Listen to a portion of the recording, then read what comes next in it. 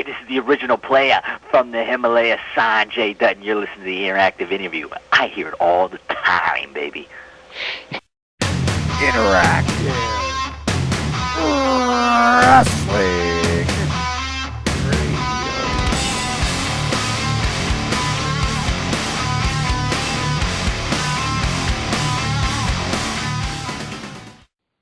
Hello, everybody, and welcome to another edition of the Interactive Interview on the interactiveinterview.com, courtesy of ProWrestling.com. We're joined today by Sonjay Dutt. Sanjay, how you doing? Hello, guys. How you guys doing? Great to have you on. What do you got going on today? Nothing. Just packing. I'm leaving for MLW in the morning. So Really? Oh, cool. Just taking it easy tonight. Excellent. Do you mind if we just get started with the questions then? Let's go. Let's do it. All right. Were you a wrestling fan growing up? Yes. Basically, my father was a wrestling fan for years and years and years. So basically, as I was growing up, it was always on in the house. You know, I can't remember a day where it wasn't on in the house or where we weren't talking about it or something. So I grew up watching wrestling all the friggin' time, and basically, you know, became a very, very, very, very big fan. And from there, just kind of escalated to, you know, getting into it. Who were some of your favorites at the time? Ric Flair, all the time. Ric Flair, you know, like Hogan and stuff too. But like Ric Flair was like totally it. You know, he'd come out with the, you know, the gold chains and the rings, and the belt, the women, the limo, all that stuff. It just totally got me hooked. Plus, his work rate was like just incredible. Many of the fans have been submitting questions wondering where you actually came from. Oh, okay. my mother's womb. No, I guess I mean, since you call yourself the original player from Himalaya, I guess they're wondering if you're actually from India. Actually, I am. I am Indian. I am from India. It's not really a gimmick at all. Wow. That's what I really am. I speak fluent Punjabi. I speak Hindi. I'm fluent. That's where I'm from. That's my culture. So basically, it's not really a gimmick. It's just really it's who I am. Talking, of course, of the player from the Himalaya, how did you think up that name? You know what? I'd like to say that, you know, I came up with it myself because it's so cool and catchy and whatnot, but no, I stole it from somebody. I stole it from some stand-up comedian. I can't even remember where, but when, but I know I stole it from somebody. Who trained you to actually wrestle?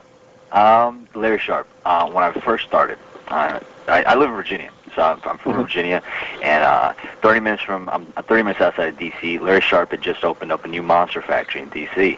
And it was like his big grand opening and whatnot. And you know, Larry Sharp. You know, I'm a little kid. I'm marking out as Larry Sharp. So I went up to Larry Sharp's school. It was a 30-minute drive, big warehouse. Went upstairs, 3-4 flights of stairs. There's a big ring. There's absolutely nothing else. There's about 3 or 4 of the kids, and that's where I first started training.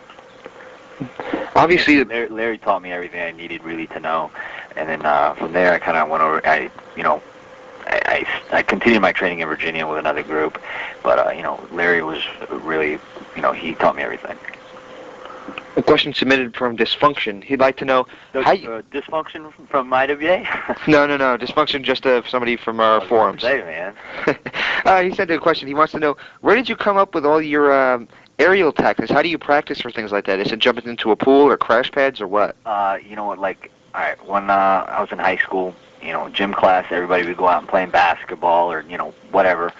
I would go inside the gym, and you know, in our gym in the back corner, we had a gymnastics team and we had a track and field team, and so it's these big, huge crash pads that they would practice on, and I would just climb up to wherever I could climb up to and start doing flips into these crash pads, and that's where I learned all my high spots.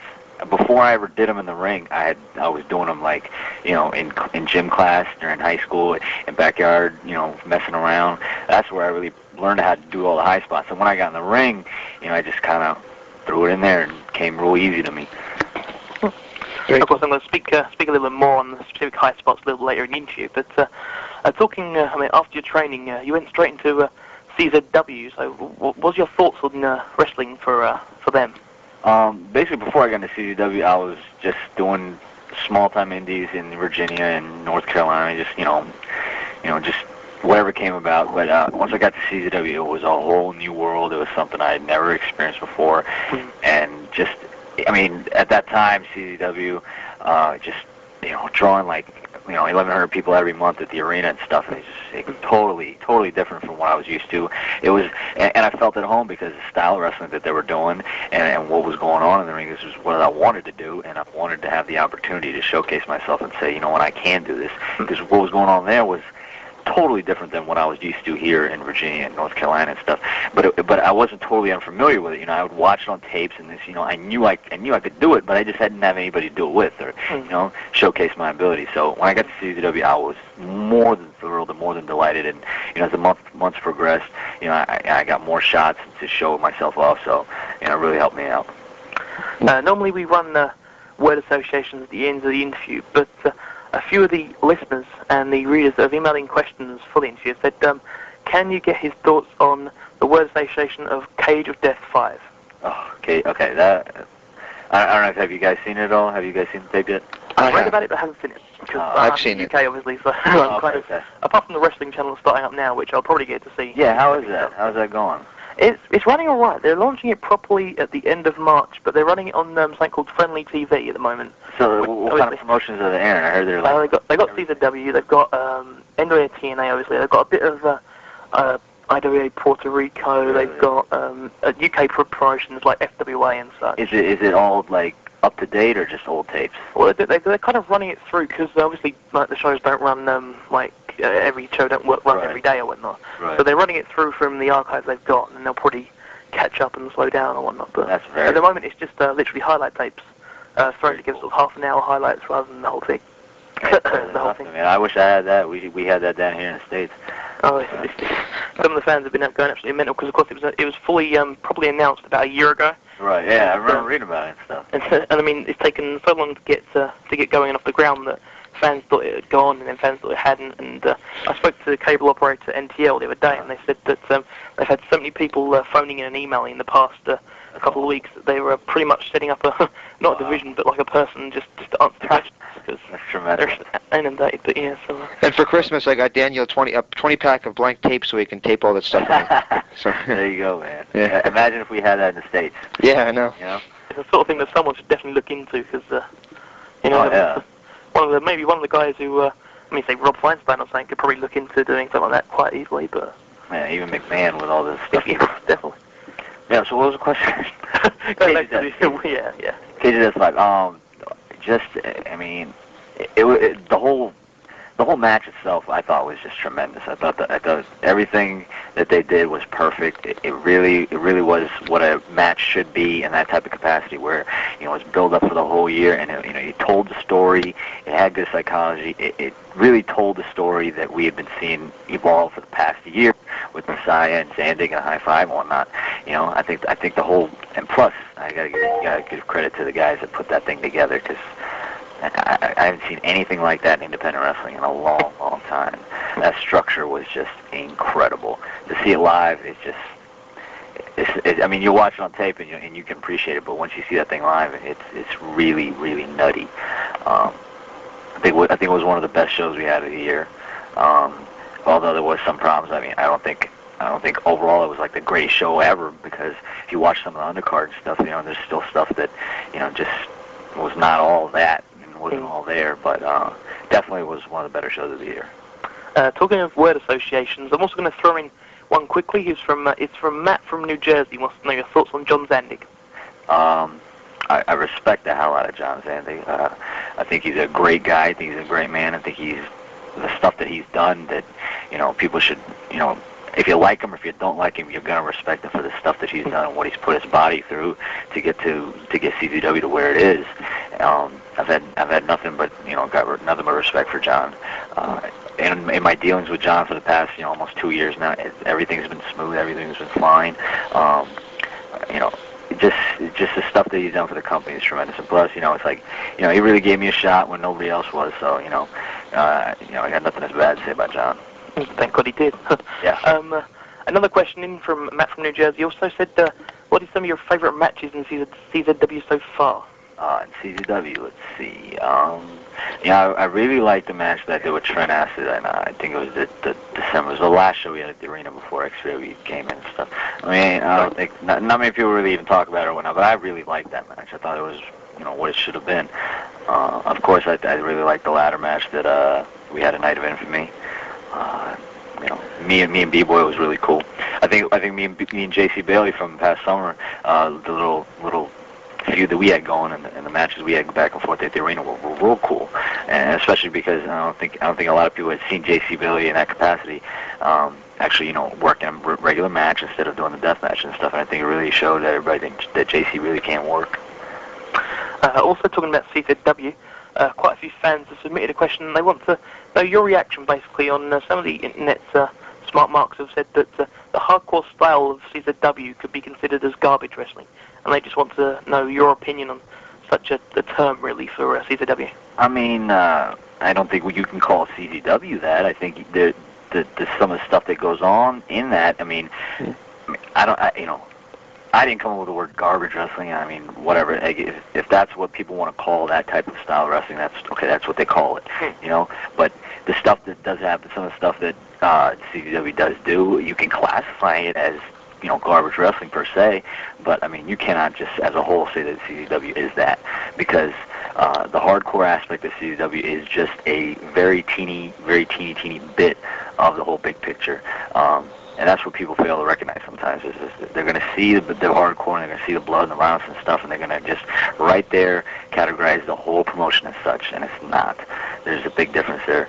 It's just a little part of the big picture. There's a lot more that comes to CZW than just the hardcore and the violence and stuff. If you come to a show, if you buy a tape, it's very evident. So I can't agree with anybody that says the CZW itself is garbage wrestling, because it's not.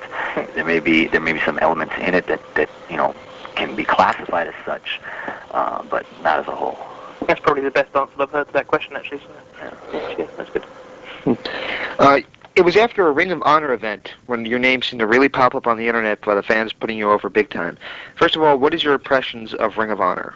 I absolutely love Ring of Honor. I think it's great. I think it's what they're doing now is just absolutely tremendous. I don't really get to watch the shows per se, but I mean, just from what I read on the internet and stuff that I see and stuff that I see them doing, they really got their stuff together and they're really taking off. It looks like. I love working there, and I really want to work there more and more as the new year started. Just the times that I've been there, it's been absolutely tremendous. The fans are great. I love the fans. The fan reactions are just tremendous. They're into everything. They are there to watch wrestling and appreciate wrestling, which is really, really cool. And it's like a crowd like none other. And I love being there, and I love Ring of Honor. I think best of luck to them in 2004. And I really hope to be there a little more. I think I'll be there in January, and then hopefully we'll see from there.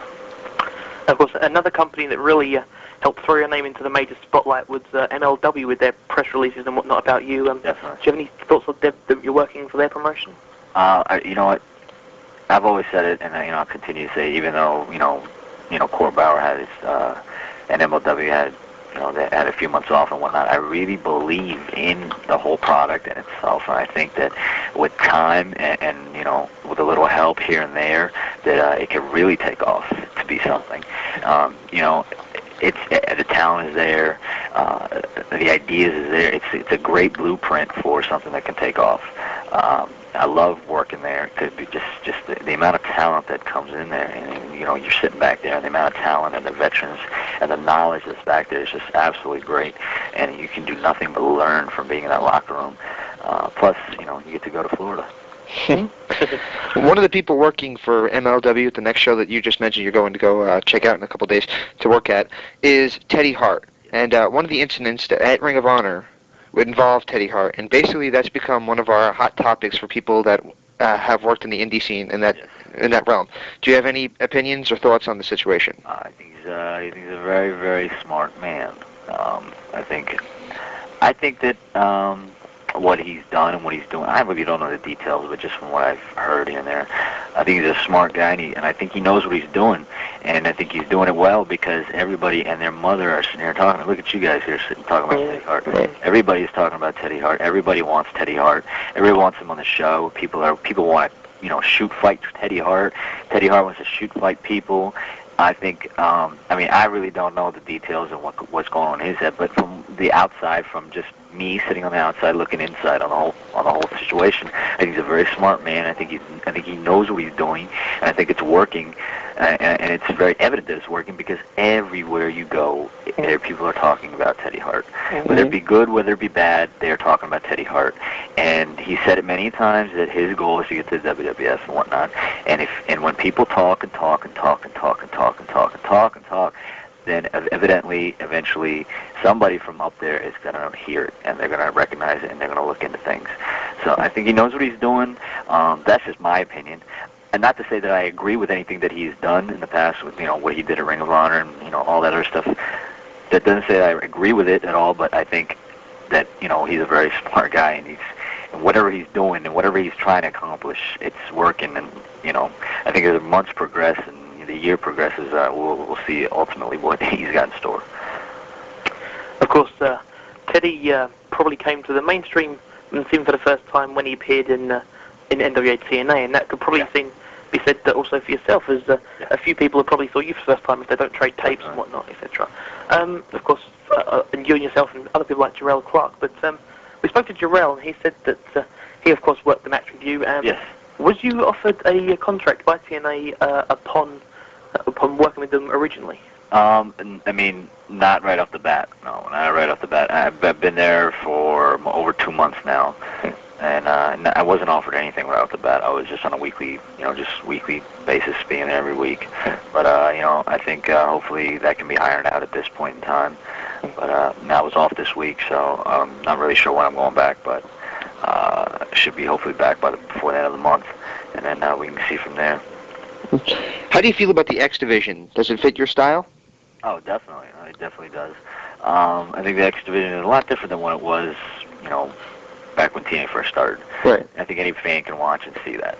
I don't know if it's for the better or if it's for the worse, but it is definitely different. And I think, and I hear people say that that's what TNA's drawing card is, and if that's what TNA feels, then I think throw a little more emphasis into it, and you can go places with it. I think it's kind of stagnated now, but hopefully, with Elix coming in now, and hopefully I can be back down there and before the end of the month. And I think they had a great match last night too with the Ultimate X. So I think it's really creating a lot more buzz and a lot more interest back into it, like it was before. Is that something you'd want to be involved in the future if they did an Ultimate X 3? Oh, sure. I could have lots of fun with that stuff. Yeah. Speaking, we've now spoken to Michael Shane, we've spoken to Frankie Kazarian, and we've spoken to Chris Sabin, and we've asked them, do you have any sort of innovative ideas, maybe per se, that you would like to see yourself in for gimmick matches in the future? So a couple of them played their cards a little bit close to their chest, so see if we can get any more elaborate answer from you. So, one more time, what exactly do you want to know? Have you thought, can you think of any gimmick matches that, along the lines of, because of course, the Ultimate X is a relatively new and innovative idea, so can you think of any new and innovative ideas? Man, I have no creativity, I have no imagination. I am the most boring guy. I can't think of anything, man. As far as gimmick matches go, I've never been in a cage match. I think that would be totally super cool. So I'd love to do a cage match. Not too creative, huh? But kind of boring. Of course, looking at your stay so far in TNA, one of the questions submitted, of course, earlier was about what would be your favourite match in CZW. But what would be your favourite match so far thus far in TNA? Ooh, you know what? I probably don't know if my favourite match been there is when I think it was Christopher Daniels and X, and we did a 3-way for the shot at Michael Shane's title. And I haven't seen it yet. I haven't even really seen it, but just the feel that I got from after the match, I really, really, really enjoyed it. I thought the crowd was into it. I thought that was probably my favorite match. Also, I really liked the first match I had with the tag team match that you mentioned earlier with Jarrell. Yeah. I thought that was really fun. I mean, there was no feud or story or anything behind that, but I think we still put on a real fun match. Oh yeah, definitely. Speaking, of course, of X, what was it like inserting X into the X division? How do you feel that he fitted into the TNA type X division plan? I thought it was, obviously it was an idea. It was a different idea, but I think it kind of made sense in the sense that they had pushed that fact that it was not a weight class, it was not a weight restrictions, it was a type of style, and X is a guy that can go that type of style, and even though he's like, I don't know how many people he's, but he's massive. So I think in that sense it really put over the X division and the fact that it really has nothing to do with your weight, it has to do with your style. I don't know. It was a different idea. I mean, I think it worked for the time that they were using it. I don't know why they're not using it now or whatever, but I think it worked. People hated him, which was, I think, was kind of the idea. This big guy is just clobbering everybody else. So, who's this piece of shit? So, I think it worked in that sense. Agreed. Another couple of questions sent in from the fans here. Yeah. One from Jay. See, I went to say J-Lo there, but it's J. Rose, right? He said, what are the biggest differences between working for MLW, TNA, CZW, and IWA? Okay. I'll tell you first one. Mainly the main difference between working with TNA and anywhere else is TNA is live pay-per-view television, and it's not like an indie show. It's live TV. It's live pay-per-view. There's millions of dollars that are at hand in it, and millions of dollars put into the product and stuff, and it's just live TV. And basically, you have to scrutinize everything you do a lot more than when you would do at an indie show. And that's why I like going there so much, because when you're scrutinized that much and you're scrutinizing your work, you get to see your errors and your mistakes, and you learn and you learn and you learn. So it's a tremendous learning experience being there, and just in that sense that nothing can match that live television. You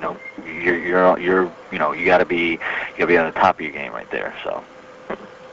Another question that was sent in by quite a few fans, including Jero, was how did you come up with your finishes, the Hindu press and the Calcut Cup? Let's see. Hindu press is a Phoenix Splash, and I used to, I watch a lot of tapes and whatnot, and I think the first person I ever saw do it was Hayabusa. I attempted it and just ran with it. At that time, really, when I started using it, at that time I had really seen nobody in the States using it. A lot of people in Japan I've seen doing it with Hayabusa and a lot of the flyers over there, but there was nobody that I saw in the States using that move. So I decided to run with it, and it's a spectacular move. It looks real cool, and it really got over. And just another thing on high spots I just want to throw in. Of course, you're obviously going to like your own finishing move, but are there any other finishing high spots that you can think of that you enjoy to watch and enjoy to see performed? Let's see. I love watching AJ Styles hit the Styles Clash. I think he pulls it out of nowhere. He teases it right, and when you finally see him hit it, it's like, wow. It's really nothing like off the wall flip-de-doo or anything like that, but it looks so damn cool. And the final questions from the readers are from Rita Vikram. He'd like to know how long have you been weight training, and what is your how long have you had? Choke it up, Daniel. Yeah. We'll try it. Okay. How long have you been weight training for, and what is your training and diet regime like? Okay. I've been hardcore training for about a year and a half now. I work out 6 days a week, and basically my workouts I split body parts where I start off with chest and back. My next day is biceps, triceps, forearms. My next day is legs and shoulders, and I rotate that cycle at 3 and 3, and then I take 1 day off, and I start it back up again.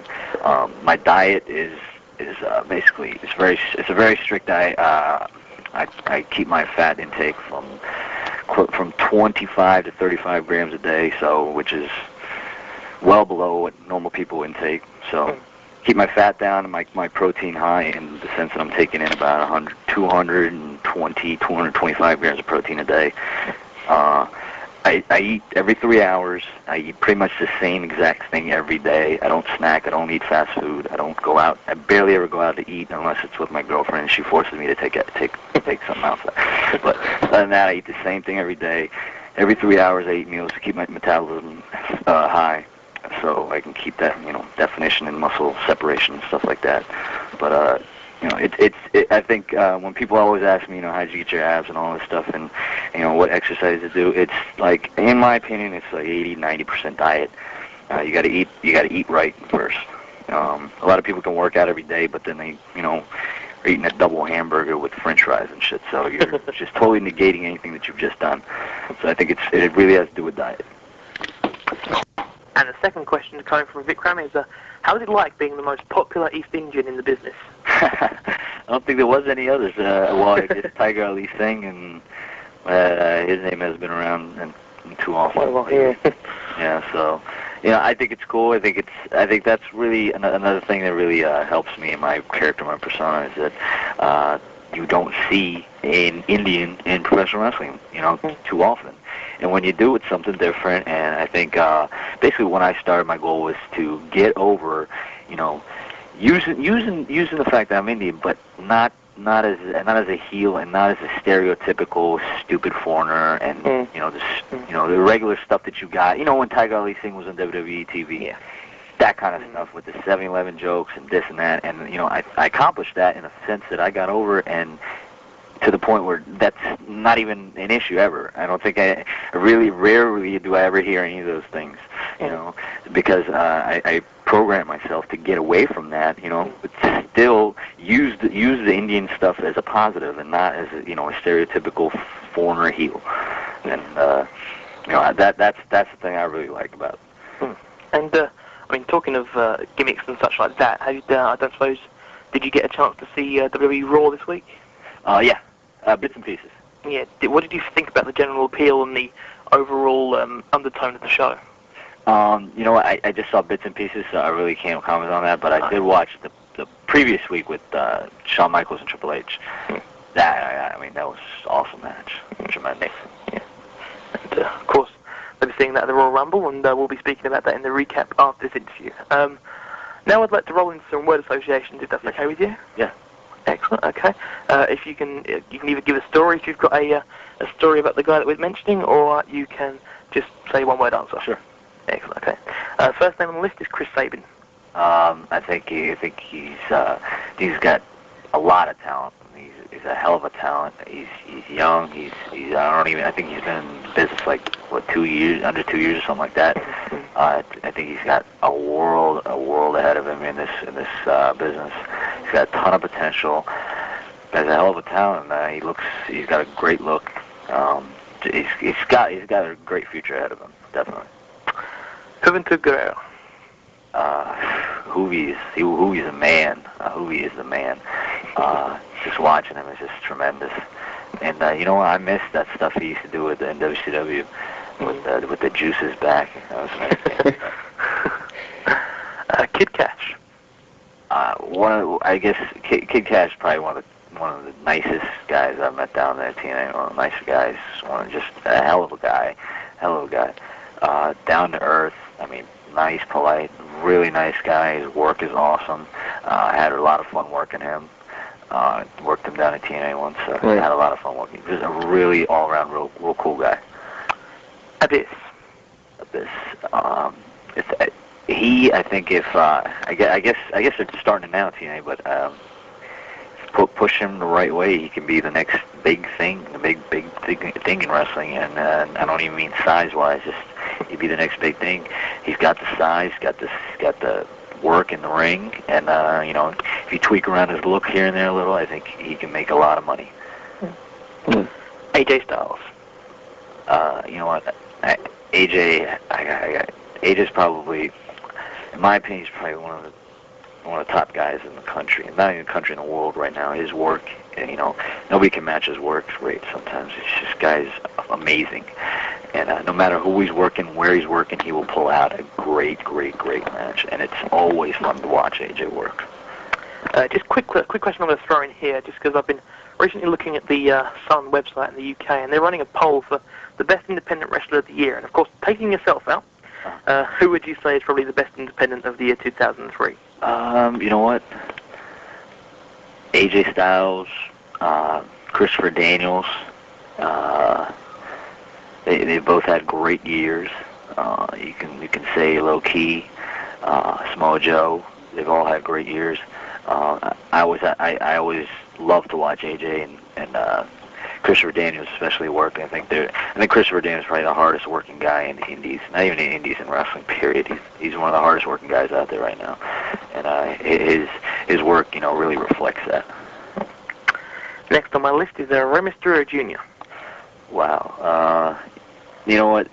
Sometimes I get discouraged by my height and my size, and I do a great job in trying to beef up, but it's hard because I'm a small guy. I'm a hard gainer, but when I see the stuff that he does and at his size, it kind of gives me the thought that hey, maybe I could get there one day with the way I look. So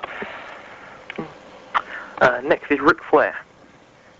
Basically, growing up watching Ric Flair was just, he's like an idol, just watching him all the time.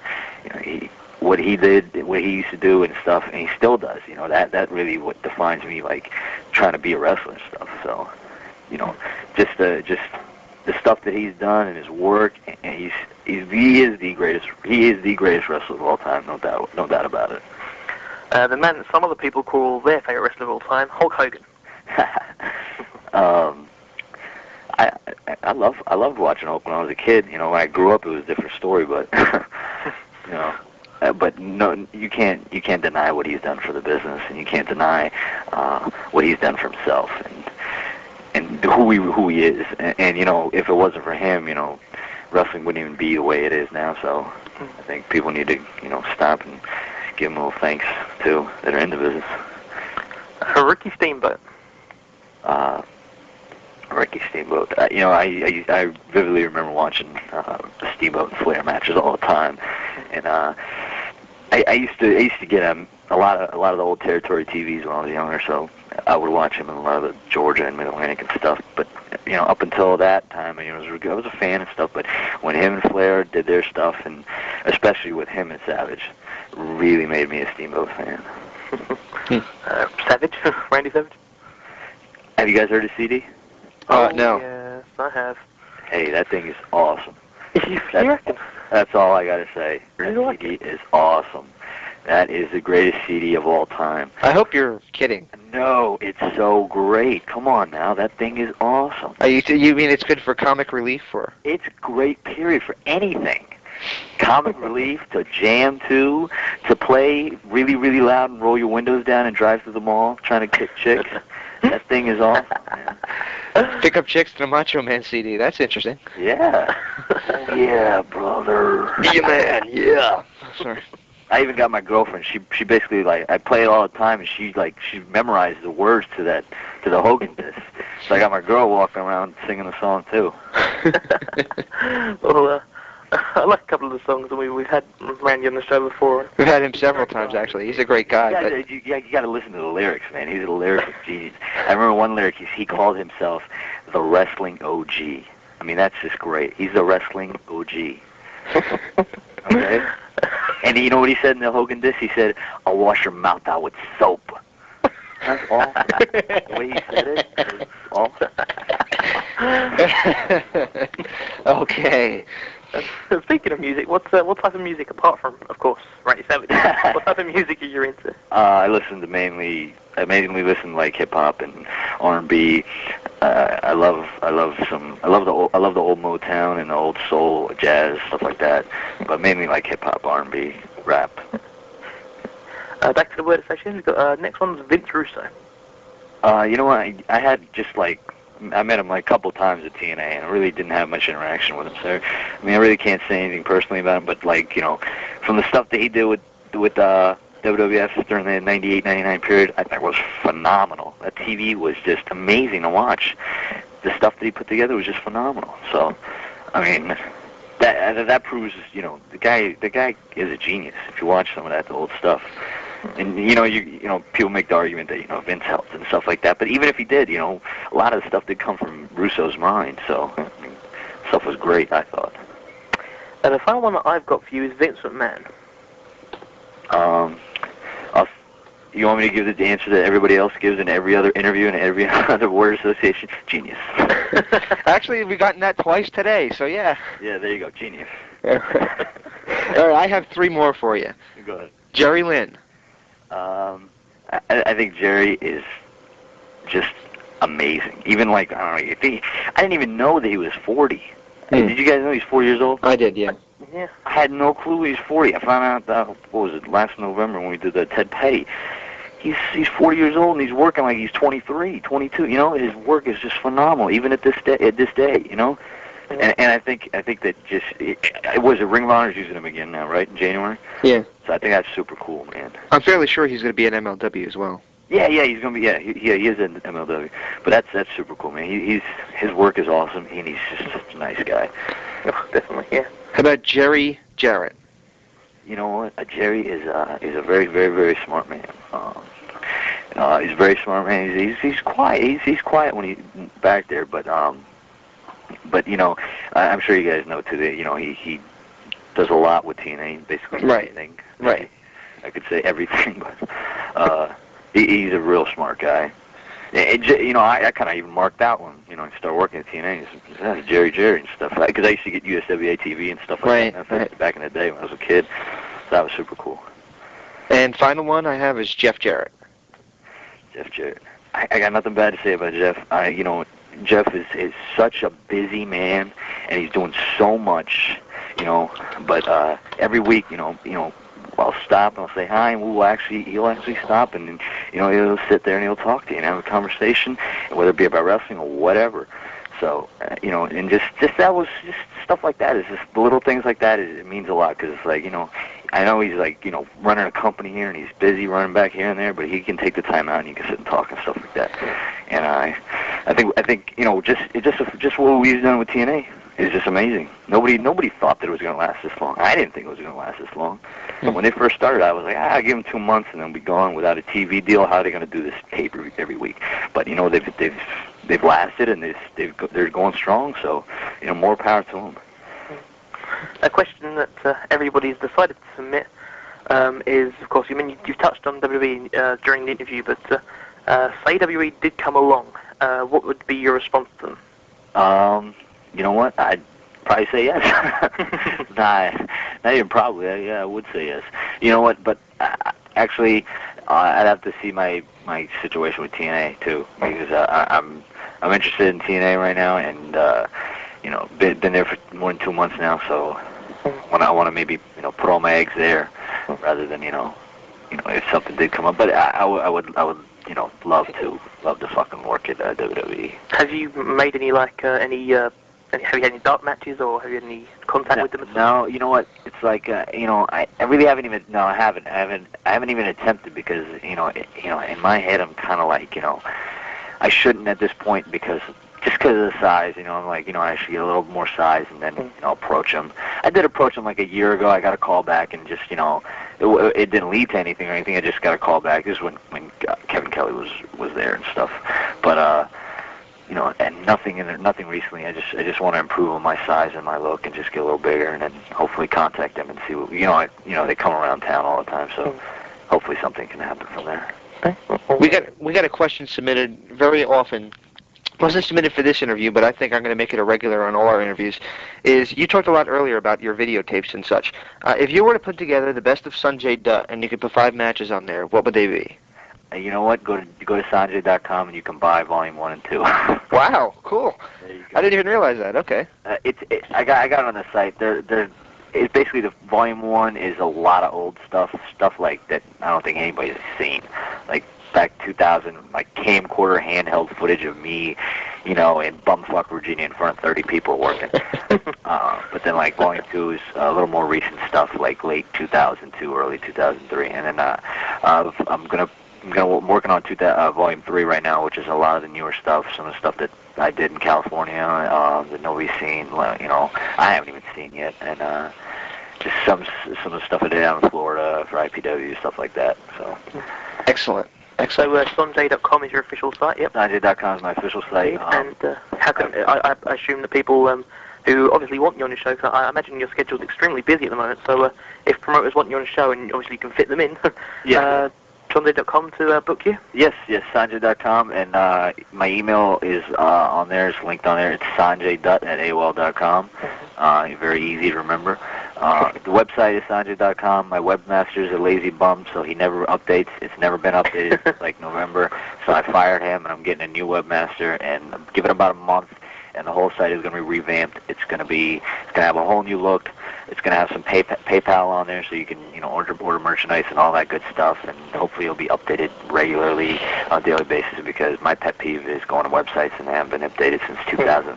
So I'm going through the same thing right now, but hopefully give it about a month and it's going to get revamped, the whole design and stuff like that, and get updated regularly. But if anybody wants to book me, it's sonjaydutt@AOL.com. Excellent. Well, really, really appreciate the interview. James, you have any more questions? No, not at the moment, no. Excellent. Well, I appreciate you coming on. We've been saying in others, I personally have been saying in other segments for around about 3 months now. I've been trying to book you and get you on the show, so it's a real, I'm really pleased to finally have you on the show. Yeah, hey, I apologize for all the... Nice, excellent. Yeah. I just really appreciate your time. Yeah, not a problem. I appreciate it. It's been fun, guys. Yeah. Hold on just 1 second. Stay tuned for more from the interactive interview.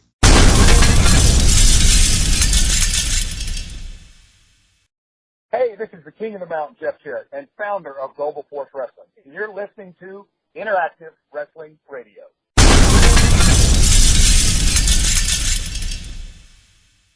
Welcome back to the interactive interview. We just closed up with Sonjay Dutt.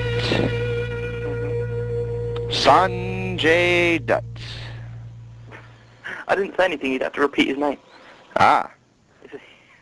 You're only supposed to repeat people's names when I say a name. So if I came back and said, "Welcome, we just finished up with Sonjay Dutt," then you'd say Sonjay Dutt. Exactly. Exactly. And I must say that is definitely my favourite interview of 2004, obviously. But it is probably, I don't know, close. I was speaking to Ben Kent, a former guest on a recap of the show. He's the game on 3SW forums, and it's time to play the game. See what I said? And I was speaking to him, and he said, "What's your favourite interview of all time?" I said, "Well, I've got to say that Macho Man's up there, and Jake's up there, and RVD's up there, and Sonjay Dutt just joined the list. I'd say probably second at the moment, I'd say." So I really enjoyed this interview. I don't know why. You've been looking forward to it for a long time. You were one of the people who demanded to have him on the show. You said it, "I will have Sonjay Dutt on the show." That was your exact words, and you lived up to your word, I guess you could say. Indeed, I lived up to the hype. So got him on the show as I said I would, and sorted. So I'm pleased. I knew it'd be good. I knew I'd enjoy it as well. So, but he was so much more talkative than I originally thought, and I was really pleased. I've heard a couple of interviews by him, and I think this is definitely his most outgoing interview so far. So. Well, we bring that out in people. Yeah, well, we try. We try. Speaking of good interviews coming out by people who you might not necessarily, not necessarily go and listen to, depending on what type of fan you are, or who you've watched, or who you've seen, or who you don't know about. But April Hunter, we did one with her the other night. Yes, and, indeed. It was slightly different to our regular interviews. It kind of, it didn't go quite in a chronological order that it normally does. It did, but we added to it at the time as well. It was more of a more rounded interview than our normal straight line going order sort of. It's the only interview that I actually was talking to the person on the phone and then went to Google while we're talking to her and looked up picture galleries. He said that to me actually. I'm talking to you and I'm looking at you. Well, I'm just tantamount to a stalker now, aren't I? Yeah.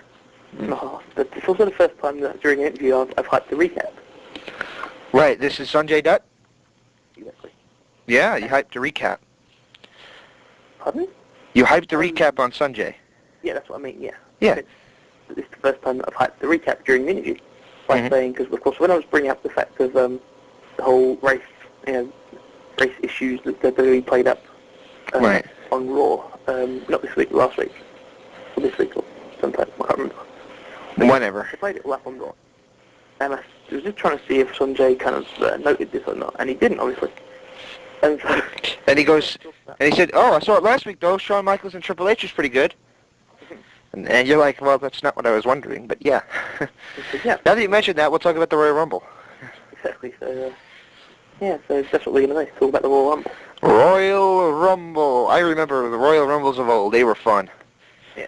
Yeah, we had Hacksaw Jim Duggan winning the first one, Big John Studd winning the second one, Hogan winning the third and fourth, Ric Flair won won the 5th. Yokozuna won the 6th. Lex Luger and Bret the Hitman Hart were a tie in the 7th. Shawn Michaels won the 6th. Was it, what the hell, what number was it? I have to again? You were just on 7th. With the... Yeah, so Shawn Michaels won the 8th and 9th. I don't know who won the 10th. That was be 1997. I don't know. Oh well.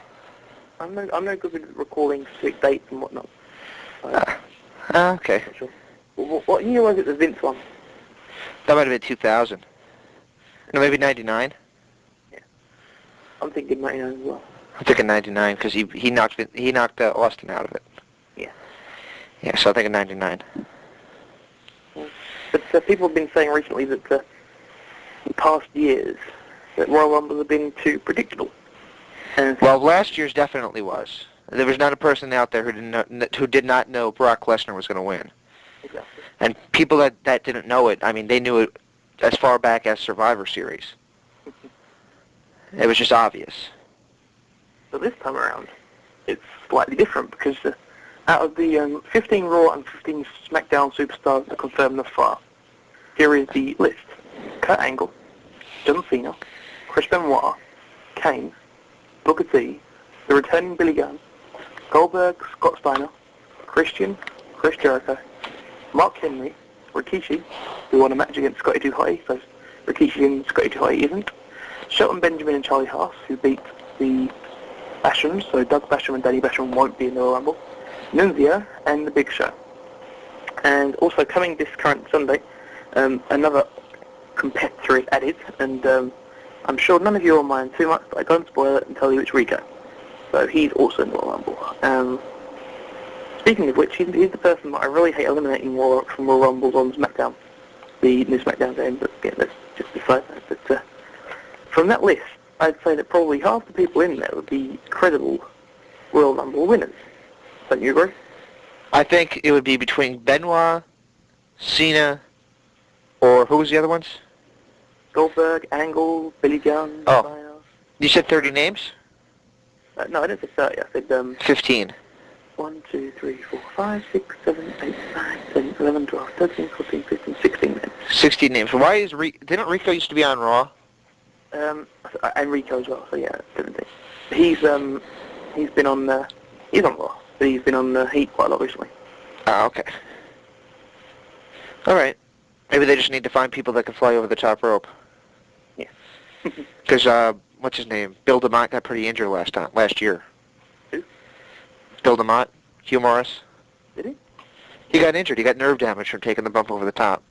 Didn't know that. I know that a couple of years back, of course, Taka Michinoku got thrown over the top and absolutely mullered his shoulder in the injury that eventually led to his WWE release. And I remember Jerry Lawler kept saying to the announcers at the production team, they kept saying, "Oh, keep on, come on, show that again, show it again, show it again." And they showed it over and over again. He absolutely ruined his shoulder over it. Was it a nasty bump? I believe it really was. I believe he also injured his ankle at the same time, which obviously didn't play too well. But oh, poor guy. Those are the 17, 16, whatever currently confirmed Royal Rumble participants. Expect the rest of them probably, like, say probably one or two. They'll probably keep one or two as surprise entrants. Probably not like. I mean, last year they brought back Mr. Perfect and Goldust. Obviously, Mr. Perfect now passed away. No, that was 2 years ago that they brought back Mr. Perfect. Yeah, that's what I'm talking about. No, was it? Yeah. Because that's the one that Triple H won. That was 2 years ago. Mm-hmm. Are you sure? Positive. Okay, sorry. I'm showing my obvious. I told you I'm not very good with dates. Huh? Yeah. Yeah. I told you I wasn't very good with dates. Yep. Yeah. Because okay. Well, you actually have to have a date to know if you're actually good at them. Hey.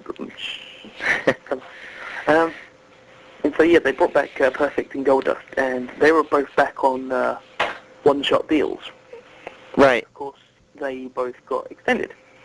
Yeah, Perfect got brought back pretty good, and then they kind of just shot him down the card. Yeah. Which was a shame. Final four, wasn't it? Yeah, Goldust ended up not lasting too much. He lasted for a while. He had some classic shit with Booker T. Exactly, yeah. But other than that, he really didn't have that much of a long-standing career. And of course, he's recently released. If you'd like to book him, email me. I'll give you some details on how to book him if you're a promoter listener. Lone Star. Exactly, he's now going to the Lone Star. And Did he steal that name from, like, the country band? I have no idea. No idea. I know that if you're listening to the show without giving cheap plugs to another show, they've got a really good show lined up on Get in the Ring this Sunday. Depending on when you're listening to it, probably if you're listening to it in the archive or any time later than the Sunday before the Royal Rumble, then obviously you can't listen to this show. But it's live on Sunday in the New York area. They've got Dusty Rhodes and Dustin Rhodes, Goldust. Wow. At the same time. Pretty freaking impressive. Yeah, so I thought it was quite. Adam and Adam do a good job. That way they do, yeah. Pretty good guys now. Speaking back to the Royal Rumble, of course, they obviously can't bring back Goldust because he's gone, and that's a reason why they would bring him back, because it's not like on WWE TV they've announced that he's released. So bringing him back wouldn't have much of an effect apart from the internet crowd. Also, of course, Mr. Perfect passed away, so he wouldn't be back. And but that would be a hell of a pop if he did come back. Yeah, well, obviously, I mean. Well, I'm just kidding. I'm just kidding. It's kind of like Dynamite Kid getting back in the ring in the UK or something. Is that possible? No, he's in a wheelchair. He's in a wheelchair, as far as I know. But also, yeah, it's kind of just as impossible as Mr. Perfect returning. Right. So, unless, of course, they decided to give the gimmick to Terry Taylor that was going to originally go into. What gimmick? The Mr. Perfect gimmick. The original choice for Mr. Perfect was not Kurt Hennig. It was Terry Taylor. But why did they make him the Rooster instead? I have no idea. I mean, talk about bad luck. I mean, hey, let's throw... It's between you and Kurt Hennig. Which one of you is going to be Mr. Perfect, and which one of you is going to be a Rooster? No, it wasn't. They just literally threw Kurt... I think Kurt Hennig was their third choice. I can't remember the second choice, but I know that Terry Taylor was the first choice. And, of course, yeah, it's kind of unlucky for Terry that it's kind of a case of, we need a Mr. Perfect, and we also need a Rooster. Ah, Terry can pull off that Rooster, yeah, he'd be perfect. Yeah, I'm sure he's thrilled. Yeah. But looking back, of course, to the Rumble this year, I'd say, apart from all the main eventers in there, with Angle and Cena and Benoit and Booker T, Goldberg, Steiner and Jericho, Big Show, Kane, all the people that are in there at the moment, I would not be surprised if any of those won it, except I'd be surprised if they give it to Big Show because there's no real reason to. I'd be surprised if they give it to Scott Steiner because he's obviously not. He's getting over more as a heel, but he's obviously not quite on top. I'd be surprised if they give it to Billy Gunn, even though he's returning. I mean, they're hyping. Billy Gunn is not the. I think Steve Blackman said on a show that he would not be surprised if Billy Gunn won it. I would be. Billy Gunn is, he was in a weird tag team about 2 years ago playing a gay guy. I mean, he's never really been. I mean, yeah, he's a star, but he's not a superstar that's going to win the Royal Rumble. No, he's a good tag team wrestler, and he's a mediocre sort of IC title, but he'll never go to the top. They've tried it before. It's like Bradshaw. They've tried it before. He's never going to go to the top. Right. Because the fans just aren't behind him enough. But so apart from those guys, and apart from Booker T, because I know Booker T's going to retire soon. So unless they're planning on doing a final big run with him, which is unlike them. They kind of kick you when you're down. Exactly. I'd be surprised. The only guy who really isn't in a position that you should really give him the Royal Rumble win, and yet it might happen, is Goldberg. Of course, his contract runs out just after WrestleMania. I don't buy into that they're not going to re-sign him. I do. I don't. I think they've done good business by bringing him in time, and he'll have him on WrestleMania like 20. No doubt in a match that actually means something. Well, what the shame of the situation is they don't even know how to use him. Correct. And I pretty much told you when we were starting our show, the talk was that they're going to bring him in, and my remark was they're not going to know how to use him. It's going to be like another Scott Steiner. It's going to be like another NWO attempt. They just don't know how to use him. They have to let him be the raw-boned Goldberg of old. The first thing I actually said to you was they better not change his theme song at all. Don't remix it. Don't turn it into some death metal song. Leave it the way it is. People like it the way it is. What's the first thing they did? They remixed it. Yes, they did. And 1 week later, they changed his wrestling attire as well. Yeah, and not even in the games did they change his wrestling attire, though. Mm-hmm. You know? I mean, they leave it to the same old attire, because I don't know, I just think that looked better. Unless they were concerned people would get him confused with Austin. Yeah. Well, Austin's the one that with two big, knee braces on, and Goldberg's the one that's knee pads. So. And Goldberg also looks completely nothing like Austin when you think about it. If you look at their faces, but their faces, I don't know. They're actually, if you've seen some pictures really quickly, you might get them a little bit confused, simply because they're both big, bald guys with almost same facial hair. Yeah, well. I mean, that's about it. I personally don't think I would, but...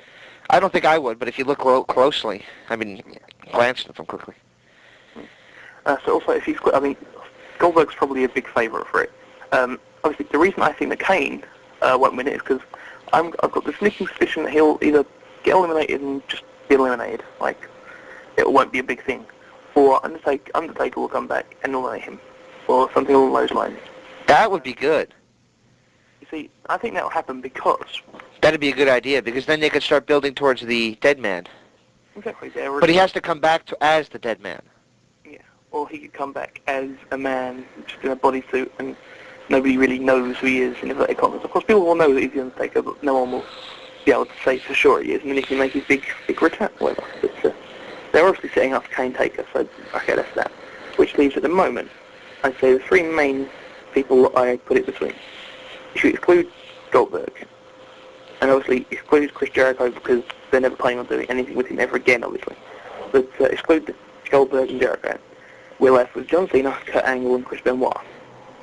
So as long as nobody else does a 360 and enters themselves, such as SmackDown and Shawn Michaels thinking, okay, but if they put the... Shawn Michaels hurt himself? No, I never said that. So what'd you just say? I said, assuming, say, Shawn Michaels, assuming the Triple H Shawn Michaels match is before the Royal Rumble, assuming that, then there's a possibility that Shawn could always enter himself in the Royal Rumble. I don't think he's going to win it. I don't think they're going to give it to him at this point. No. But assuming nothing like that, like strange WWE style, maybe, I don't know, Undertaker enters himself or whatever, assuming nothing like that happens, we're left down to Chris Benoit, John Cena, and Kurt Angle, who are all on SmackDown at the moment. Right. Benoit is all be, apart from almost confirmed for a Raw jump. So, I don't understand that at all. I do, because apparently Triple H wants somebody on Raw who's a strong face, that's good at technical mat wrestling, that can have a good match with him. But it wouldn't deteriorate their career too much if he ended up winning the feud. And the title never went to Benoit in the overall picture, which is true with Benoit. Because at the moment, if they brought Angle over, he's another person who could, but they're not going to bring him over.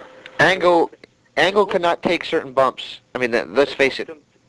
They brought John Cena over, then that would kill his push, his momentum, by losing to Triple H over and over again, like it did by losing to Undertaker back when. But anyway, so yeah, it's down to them three basically in my mind. I'm gonna go be bold and go with Chris Benoit.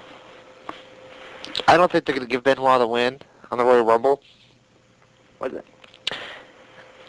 Benoit's not a big guy. Mm-hmm.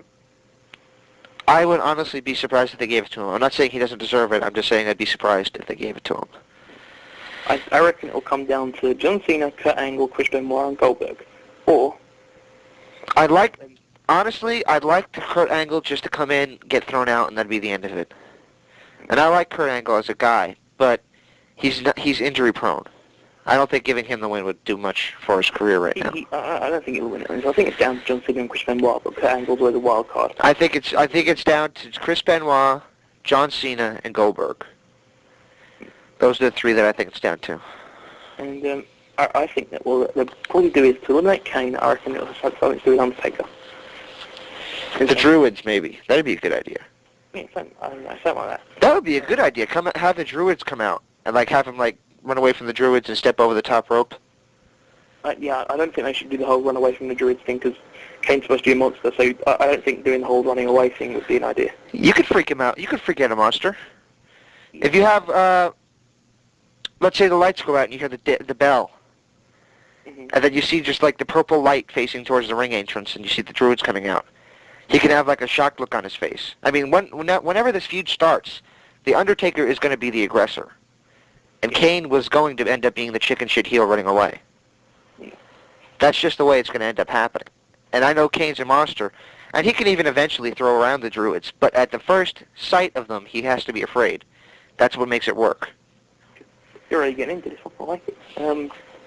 Maybe you'll actually start watching WWE television going up to WrestleMania, which would be a shock. I would like to see it, just to go up to WrestleMania, but I personally, I've said it before, I'll say it again, I don't think it's going to be as spectacular as everybody seems to think it's going to be.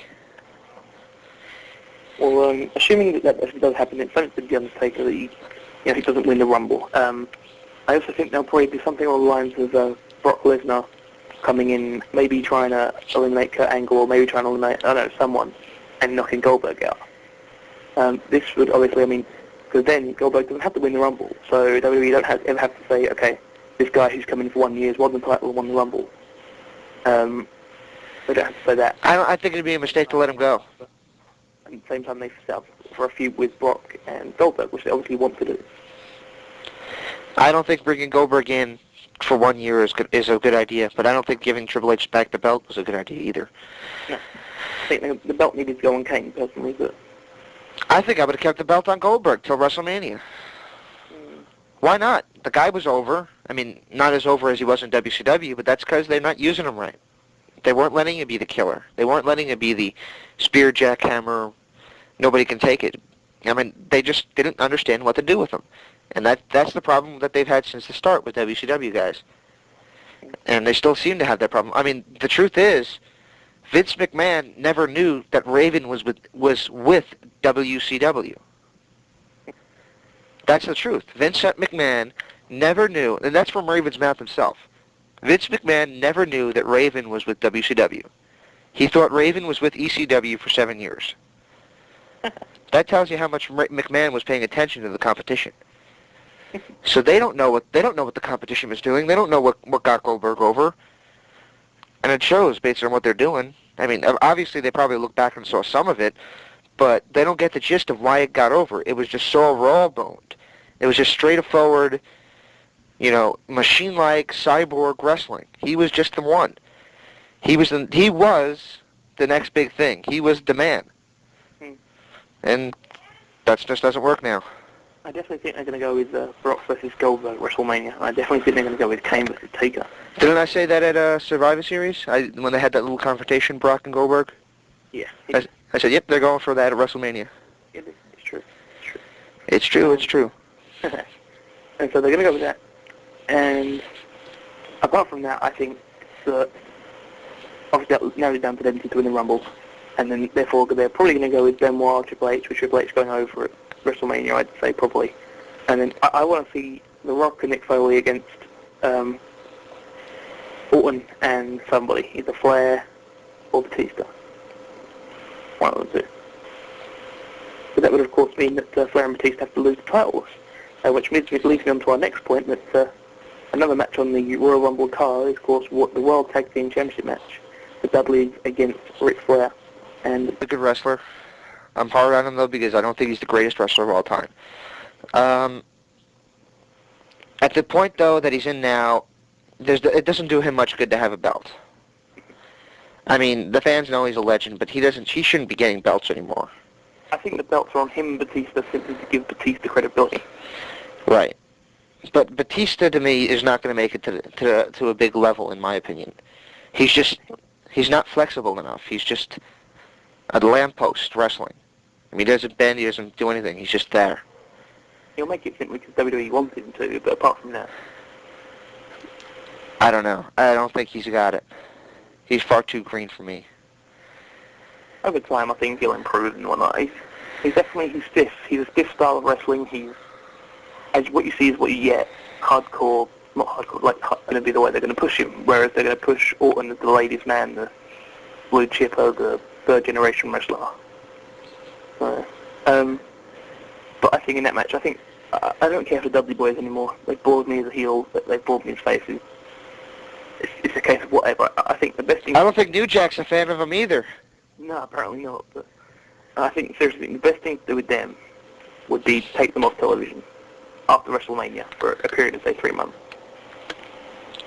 And just let them go out. Maybe let them do, I don't know, let them take Tough Enough or something, or let them do something else that won't be on. Well, they've been on WWE TV for a good 4 or 5 years now. Exactly. And it's just kind of getting boring. I mean, big deal, they use the table. I mean, they're not doing anything creative anymore. It's just the same thing over and over. Yeah. So, which is kind of what happened to ECW when you think about it. In what way? What, with them? No, with everybody. It just kind of got to be the same thing over and over. And then they tried to become, just wrestling and no story at all, and it just faded from there. But, so who do you think will win in that match? Dudley Boyz or Flair and Batista? Given I reckon that it's probably going to be Orton and a combination of Flair and Batista, 1 and 2, against Rock and Sock at WrestleMania. I think it's probably going to be Flair and Batista. But I wouldn't be surprised if they gave the belts back and traded them before WrestleMania. Yeah. Next match on the card is a crew. I don't know if this is going to be the order, obviously, on the event, but next match on the list on the WWE.com is a Cruiserweight Championship between Jamie Noble and Rey Mysterio. Now, I don't know, obviously you probably don't know the background to this match if you haven't been watching WWE. Is this the one with the blind girl? Yeah, maybe. Nah, she's going to turn on him on this match. She's going to turn on him, she's going to say, I'm not blind, she's going to cost her, Mysterio's going to win. Probably. Obviously, I have been keeping up a little bit, huh? Yeah, okay, calm down. I underestimate you, but yeah, I think it'll be a turn or it'll be a full-out heel turn by Nidia. She's between at the moment. She's in between. She hasn't got... I don't think she's going to turn heel. I think by turning on Noble, she's going to turn face. Yeah. Well, that's what I'm saying. It could go either way. At the moment, she's kind of no alignment because she's literally blind. She's not Jamie Noble. She's Jamie Noble's valet, but she's playing the face valet of a heel, so she's technically a tweener. She's in between. Maybe she can turn heel. Maybe she can say, I'm not blind, but still cost Mysterio the match. Yeah. And say they were playing the fans. Yeah. So either she's going to turn face and turn on Noble, and he's going to have some new main squeeze, like maybe Billy Kidman or somebody like that, or they're just going to leave it. And so, so they got that, and they, I think it'll go down somehow up, like they deserve to, like they should do. And I reckon that Mysterio will probably go on to have a feud with a couple of the larger guys, such as, I don't know, throwing out a couple of random names. Rikishi. Wow, that'd be interesting. That was a completely random name. Just I saw him on the list of people for this.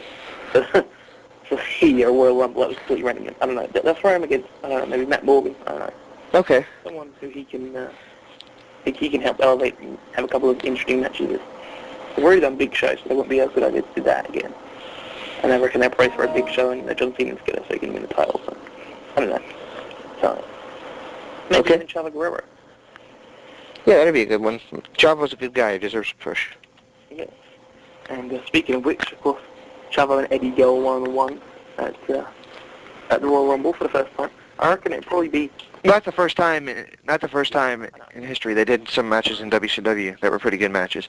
I think, I'm going to go on a limb. I'm going to say Chavo goes over. I was just thinking the WWE, nothing else in history happened sort of right there. Or, actually, I just meant... WWE revisionist history. Yeah. Yeah. That's why I don't watch Confidential, because they just revise everything that actually happened. Of course, yeah, you say Chavo's going to go over. I think that it will probably be some form of no result or... Schmoz ending? No contest. It'll be, like, not clean cut. Then they'll either finish it or resign. I don't think. So, if they don't know if he's going to resign or not, then they're definitely not going to push him. It's silly to let him go over as the world champ if they're not sure if he's going to sign. At the same rate, I don't see him putting anybody over. Well, he has done it so far, so who knows? Yeah. He's proven that he's back in wrestling, probably for the money, I'd say, but if he's not going to resign because he'd have to get a lower pay deal, then he's probably not back in wrestling because he wants to wrestle. He's probably back in wrestling for a bit more money, but...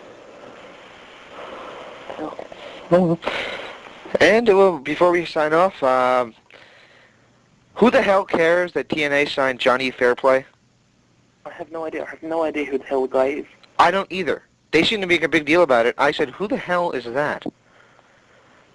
I have no idea. Obviously, I'm in a different country, and Evidently, he's the most hated man in America that I'd ever heard of.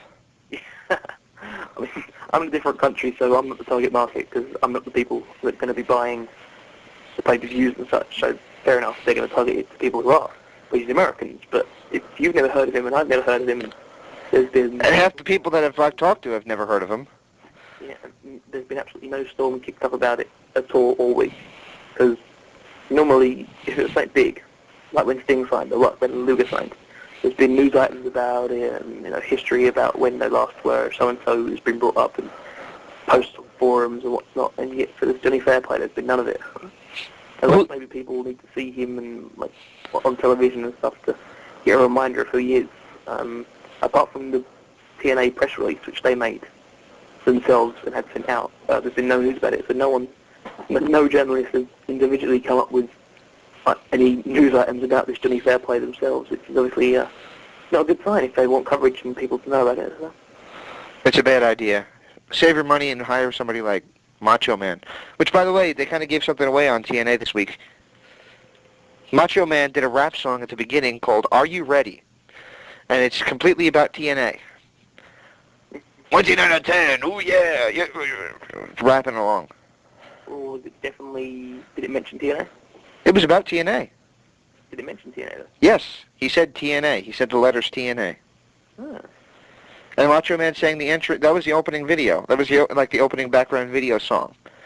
And they showed clips, and that was how they opened.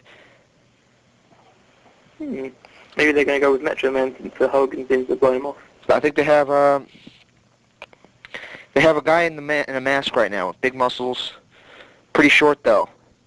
And I think if it's not him playing it now, and I doubt it, that it is anyway, that eventually he's going to be unmasked and it's going to turn out to be Macho Man. Yeah, if it was him playing it now, then I'd like to go and slap the person who decided to do it, because he would come in. If Hogan's $250,000 for an appearance, right? Hogan's that much money? He's that much for an appearance. Holy fucking Take that into consideration. Well, obviously in WWE he'd be on a longer-term contract, and it would be sort of $1.5 million for the year, rather than $250,000 for the appearance. Holy shit. Which is what Goldberg's on. If you take that into consideration, that for a one-shot deal is that much, and that would obviously include, tape. When he gets to the venue, he'd tape interviews, he'd tape this and that, he'd do posters, he'd do pictures, autographs, everything, all in one go for the next 8 months of promotion or whatever. If TNA are bringing this guy in, this Macho Man in every week to wrestle under a mask where his name isn't even being used. Okay, so say Macho Man's like 50,000, 100,000, whatever for an appearance. Uh-huh. It won't be as much as Hogan because we haven't seen him around recently. So say 100,000, let's call it. Unless TNA had a damn good reason to bring him in, which is to record this song and, I don't know, to get maybe a couple of promo videos done for him for the in-between time after he's revealed as the masked man, if it's him, and things like that. So they've got a damn good reason to bring him in and spend 100,000 on that, when they could be spending, I don't know, 100,000 on 15, 20 X Division guys or something. Then it wouldn't have been him under the mask. And if it was, I'd like to actually go out and slap the person who decided to bring him, whether it be Jerry Jarrett, Jeff Jarrett, Glenn Gilberti, Tim Welsh. I like to slap him for just about any reason. But unless Bob Ryder himself. I mean, whoever decided to bring him in for that amount of money, I'd have to slap them and tell them to go and get their money back. Apologise. So thanks for coming along on Wednesday, Nacho. We appreciate you coming and chatting along. So here's the money that you got for recording a song for us, and we'll be seeing you in about a month when we unveil you. When you're on what? When we unveil him. Ah, yeah. But like when they brought X in, X of course was Carl Canada. Yeah, from Canada. Right. So he lived in Canada, so they had to fly him over from Canada every week. And they bring him in the week to just beat up people after their matches in the triple chance, in the triple invitational. And I just stopped out there and thought, okay, so you're spending what? You're spending a couple of $100, if not more, on flights. And you're spending the money on accommodation, plus you're spending, I don't know, say he charges $1,000 for an appearance. You're spending out $1,000 for an appearance, where he just comes out and beats the guy up and then goes to the back. And I really don't see it adding to the show a tremendous amount. So, why? It's just, they're fair enough, they've got money behind them or not, and that's great, and they got Panda and stuff, but they're really not going along the lines of spend less to make more, which is the way it needs to be done. It's like X-Wrestling coming up in the UK, this supposed promotion is being gone along by Phil Lowe, and I'm friends with Phil and such, but he's announced guys like just Teddy Hart. I mean, he's a great wrestler and such, but he's not known to the UK audience, because apart from the rest of the UK audience has got tapes of TNA or tapes of Stampede or something, they won't know about him. And like Matt Striker, who's a great wrestler. Which, by the way, did you ever see Teddy Hart in the ring yet? Yes, I've seen him quite a few times. Amazing, isn't it? He's good. He's amazing. He's real good. He's really good. That guy can float on air. Him and Sonjay Dutt from this interview, Sonjay Dutt, are just amazing. They can float on air, for Christ's sake. I mean, they're amazing. Absolutely. Have you seen Jody Flash? Yeah, I've seen a couple tapes, yes. Yeah, he's retired now, but he was great. He's the guy that I'm going to be contacted. Put it that way. Try to get him out of retirement. Yeah, and see if I can get him for an interview. Yeah. Yeah. But yes, I'm going to contact him. He's absolutely amazing, also. And just to throw out to this UK wrestler Nikita, who a couple of the people I've been talking to recently, they don't really think she's all that. But I saw a spot she did a show called British Uprising, and she did a New Jack balcony dive. What's she look like? She's pretty hot. Wow. She's nice. She's kind of medium height, not too tall. She's a pretty woman, and she did a balcony dive. Wow. And it was pretty. I mean, I've been watching this British Uprising it was a preview video for the British Uprising 2 event, which was last October, the last event that SWA in the UK ran. And it's a preview video. It shows all the pictures from British Uprising 1. And I must say, it's a brilliant, brilliant video. And that balcony dive was like, wow. Yeah. And take a full-on chair shot to the head. Wow. And he hands up on his head. Pretty hardcore woman. Yeah, not bad. But I've completely gone off tangent, but yeah, TNA needs to spend less to make more. Spend less to make more. I don't think they're really spending too much. What you fail to realize is Bob Ryder owns a travel agency. Yeah, sure. So he probably gets flights relatively dirt cheap. So I don't think he's really paying all that much to fly people in. Sure. I mean, one of the benefits of working for TNA is you pretty much get to fly wherever you want. I know that from personal experience from the people. They will fly you within reason. I mean, you can't just say, I want to go here and here and here and here and here, and then I'll be back on Wednesday. I mean, you can't just fly all over the place. But I guess if you use it a couple times a month, you'd be all right. Yeah. So, like I keep saying, I don't think they're paying too much for that. But you're right. They have to realize that if you're going to fly somebody in from Canada, which first of all you're paying for an international flight, which is more expensive. Regardless, I mean, I was looking into flights to go over to England, and that's still going to be $600, and that's the cheapest I've seen so far, or $550. So that's a pretty steep price to pay, even though it's not as bad as I thought it was going to be. But you're still paying for an international flight. You're still paying to bring somebody in, and if you're going to pay somebody to bring them in, you should have them book something or do it. If you're not going to use them in the ring, you got to have an interview with them or something to that effect. Exactly. Get your money's worth out of them. Or have a photo session with them or something. Which is why I thought they really misused Luger, to be perfectly honest, because if you're going to pay however much they pay for Luger, I don't know, I haven't investigated or anything, but if they're going to bring Luger in for a one-shot deal, he's going to want more because it's a one-shot. He's not coming back. He knows he's not. He knows if he gets in the ring and he stinks it up, he's not coming back, which he did. I mean, he's alright for a limited amount, but they didn't use him during the show. They had his name mentioned as such, but they can mention his name when he's not at the event. I think they should have had him come out at the beginning of the show with Jeff Jarrett, get his coming out and people go, yay, and cheer him and whatnot, because they're seeing him. Get him on the mic, have him, diss the crowd. This is what they should have done. They should have had him in the ring, and they should have had Jeff Jarrett in the ring. Jeff Jarrett saying all this stuff about how Lex Luger's going to do this and this and this and this. Luger's music hits, he comes out and says, what makes you think I'm on your side, Jeff? He's like, Jimmy Hart's bringing all the old legends in. What makes you think that I'll be on your side? And then at the end, right before the match, you have a double cross with Luger hitting Sting, and then the match starts. They could have gotten his worth out of that. Yeah. But they did a good job with it because they got AJ over. True. And AJ needed it after losing the belt. And they used him well in the ring. I think that his involvement was well booked. Because even though his limited involvement was absolutely awful, it was limited, and it was things that he could take. It didn't try and make him try and sell the Styles Clash or something. Right. Which would have been absolutely hilarious. Right. So, they did well. Well, I think Luger could have sold the bat shots a little better, too. Yeah, true. Because he was like getting hit in the gut, and he just kind of like tumbled over.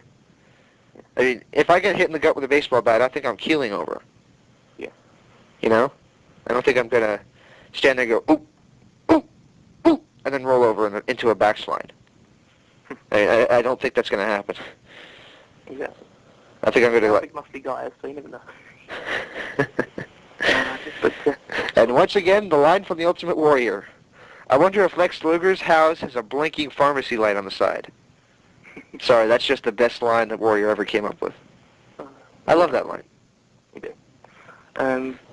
Speaking of going back to selling and stuff, I want to commend Steve Corino because I finally saw the MLW War Games event and match the other day.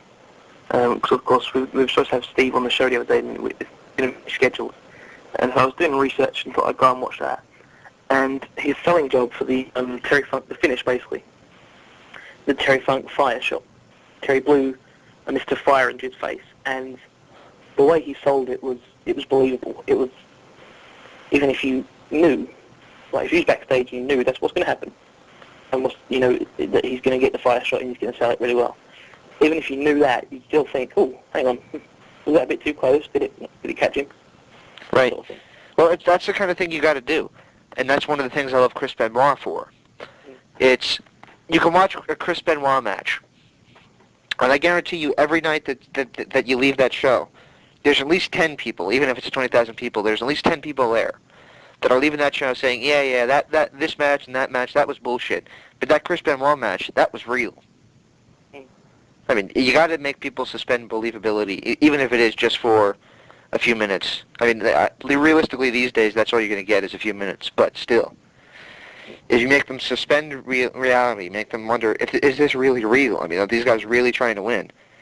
I mean, when you get them to suspend reality in that way, that's when you know that you've got the perfect psychology, or you really know how to sell. And Corino's very good at that.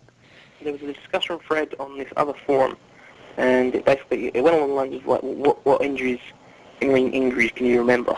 And then it kind of evolved into what in-ring work injuries can you remember? And the one that was brought up the most, and I remember seeing it, and it was done quite well actually, was when it was Test versus Scott Steiner. And basically, he went for like a Yuzuki kick, and it basically looked like he blew out his knee. And Steiner played the whole face roll where he's like, oh, are you okay? So this was back when Steiner was against Test, not with him. And Steiner played the whole, looking shocked, and then looking really pleased that his opponent's injured kind of role really well. And the ref helped him up, and like he did everything that made you think he was really injured. So he was hopping around and clutching the ropes and like practically crying. And then all of a sudden, bash, like he's up and he big boots, he like clotheslines and gets the advantage back on Steiner. And I must agree, actually, that was one of the more recent things that you care to remember, like including Test, really, to be honest. But, Well, I don't know what show it was, but Test did a show about 6 months ago, and he was pretty graphic about his sexual encounters with one Stacy Keibler. So, yeah, I don't know how that happened, but wow. I guess people must be interested. People must be interested, but I'm just thinking to myself, wow, if I was Stacy Keibler, I'd be pretty mad. If I was David Flair, I'd be pretty mad too. Yeah. How do you give that up? I mean, that's got to be a hard thing to do. Poor guy. Did he dump her? What? Did he dump her then? I don't know. It was either him that dumped her or she dumped him. Something happened. But they were going out for a while. Oh yeah. And Stacy Keibler said that I think she said she had 4 or 3 sexual partners, 2 of whom are Test and David Flair in a recent interview. But she went kind of graphic on that, I must say.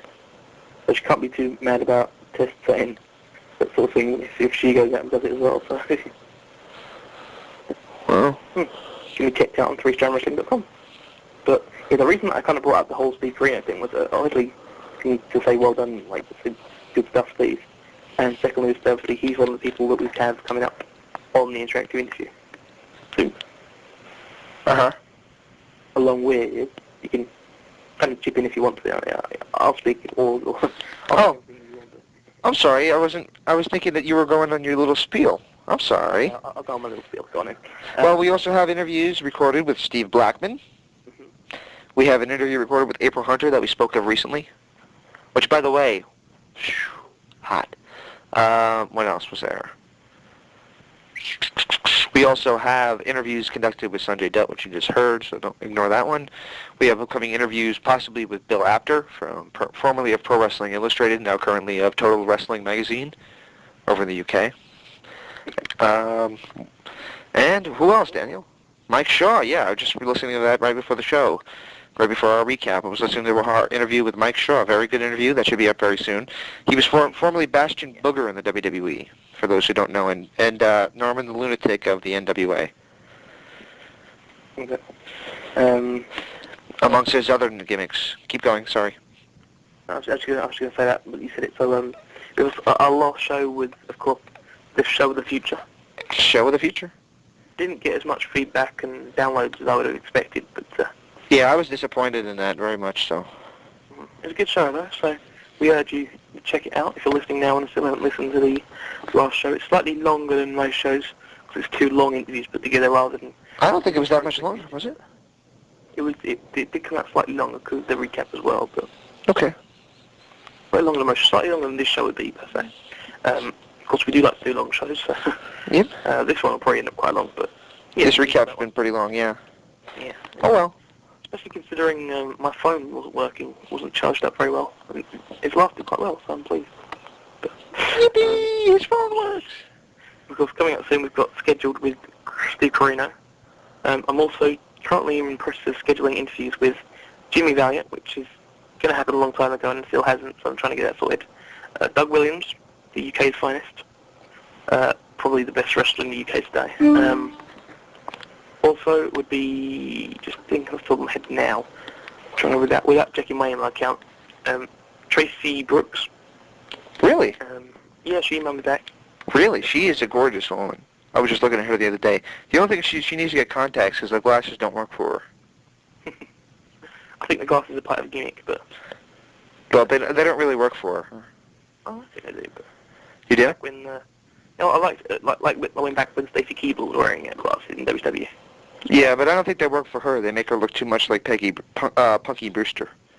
I have no idea who that is, so I'm quite glad. Punky Brewster was a was a little girl character on an old 80s American sitcom. Yeah. She wanted to do porn. Okay. So of course, yeah, Tracy emailed me back. Matt Striker, I'm trying to get the show. Which one? There's 2 of them. Yeah, the one that's going to be involved with X Wrestling. Okay. Is it with a K or an I? I mean, a Y or an I? With a K or an I? Well, I don't know. I think they both. It's with an I. That's my dyslexia coming in. I don't actually have that. No, I don't. He's going to show. Hopefully we're going to still get Ole Anderson speaking to people about that. We're trying to also get Magnum TA into Oliver Humperdinck, Possibles, Kurt Angle and Jalen Moore, Jericho. Also, still no real update on those, but hopefully. And the other one is Jack Evans. Jack Evans, the Canadian star, isn't he? Exactly. Yep. Along with Teddy Hart, he's one of Teddy Hart's buddies, actually. Exactly. And he's brilliant. He worked. He was the guy on the second MLW show. He's the one that worked with Dark Fuego. Under the Mask. They're planning on. Apparently, the plan at the moment is for when Amazing Red comes back, he's going to be the guy under the mask as Dark Fuego. But so Jack Evans was really under there, not Amazing Red? No, Amazing Red is still out injured. Right. At the moment, but their plan is so when Red's back 100%, Dark Fuego will probably be unveiled as Red. But at the moment, they're probably going to rotate who plays it depending on who's booked for each show. I'd imagine they'll probably keep someone the same sort of size, like Jason Rance or something like that, I don't know. Jack Evans. I was going to say Sonjay Dutt, but it's probably quite noticeable if they put Sonjay Dutt on there. Yeah, Sonjay Dutt has too noticeable abs. Yeah, exactly. Which you mentioned during an interview. And, right. Wow. Yeah, so would I. That would not be, that would be something that you'd like to show off at the beach. I used to have a six-pack, now I've got a keg. Someone told me that one day, because I said something like that. I said I used to have a six-pack and now it's all gone. They said, no, what you got to say is I used to have a six-pack, but now I've got a keg. I was like, huh? That's pretty good, so I thought I'd use it. I got told that under 24 hours ago. Like, probably about 6 hours ago. Wow. I've already managed to use it once already, so. Yeah. With the amount of liquor you drink, that'll come in pretty handy. Well, thank you. I appreciate it. Anyway, yeah, so those are the ones coming up on the interactive interview. You can submit your questions by going over to either the 3SW forums, and if you're banned there, you can always go over to the Pro Wrestling forums. Well, that works for me. Sure does. And I've just released all the banned IP addresses, so if you're a former band poster that was banned and couldn't view the forums at all, I've unbanned all the IP addresses because the file was getting huge. It was like a 2 meg file of IP addresses. So now I'm unbanned? No, you're not. The account's still banned. Okay. But your email address and your IP address isn't. So you can view it. But in order to view the forums now, I've put on the fact that you have to register in order to view, because a lot of the other forums around are boasting they've got 40,000 odd members, whatnot. Yet they've got the same or less amount of posts. So I said to them, okay, all right, I'll put the put registration on for the first month of January, the first month of 2004, January, and see how many members we get. And the amount of members has gone up like a good 1,000 or so already. So plus you got a lot of registers when you had the Kobe Bryant story. Exactly, yeah, that was weird. I made a hell of a lot of money off that as well, because one of the posters made a thread about it, and it became, I think, number 4 or number 3 search on Google. If you search for Kobe Bryant or Kobe Bryant scandal or anything with Kobe Bryant in it on Google, like 3SW forums was the 3rd or 4th link, and it was just basically a guy on the forum just chatting about it. I said thanks to him so much, he made me so much money. It really was nice. It was like, thank you, you just made me enough money to cover hosting for the forums and for 3Strand and TAI and everything. We're like, yeah. Because I actually didn't obviously spend that money on that. I probably went and wasted it spending it at the pub or something. Or at the strip club.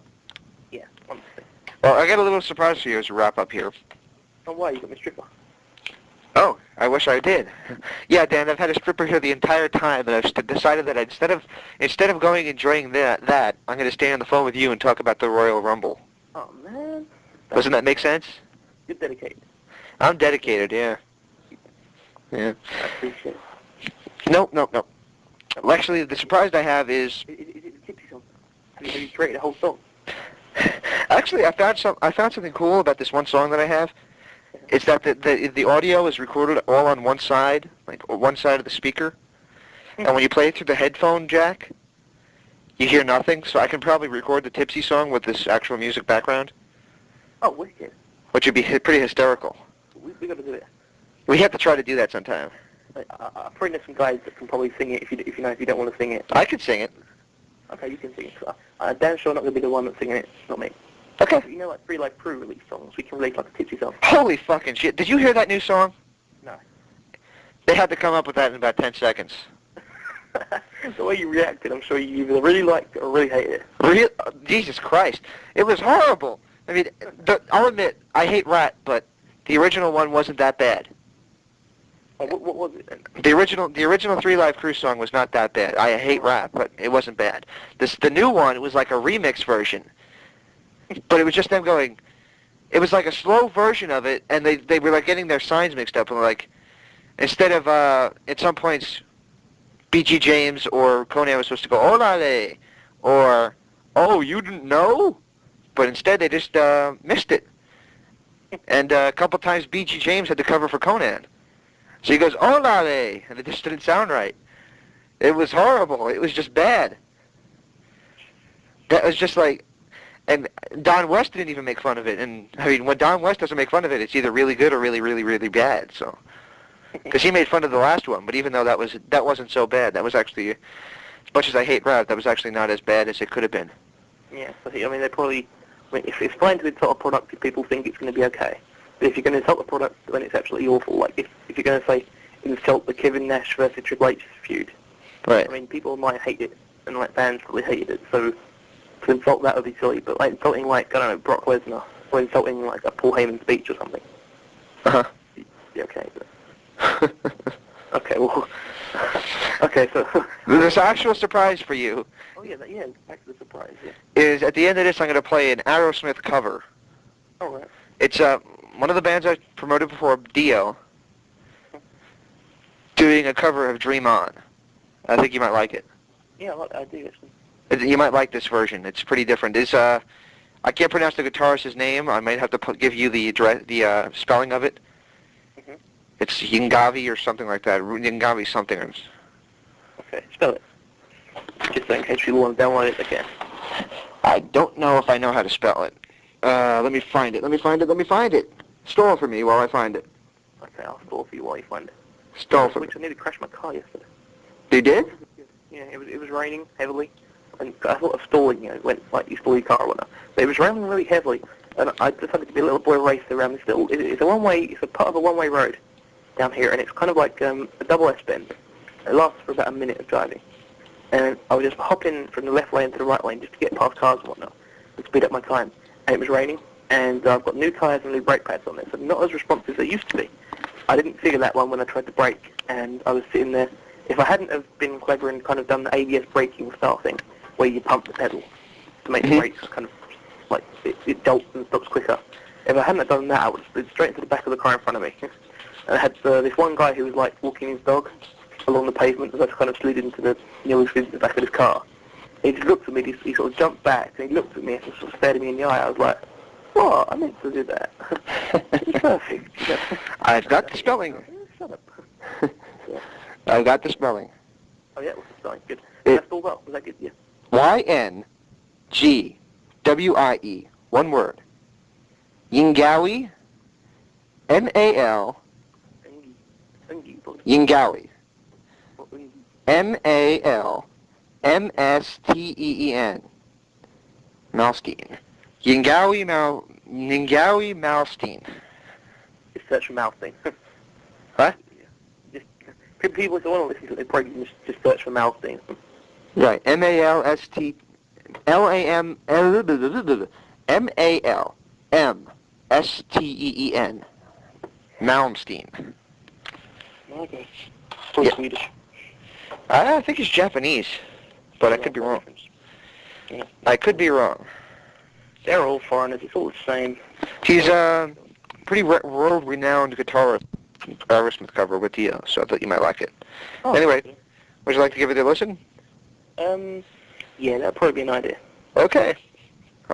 Stay tuned for more. The interactive interview.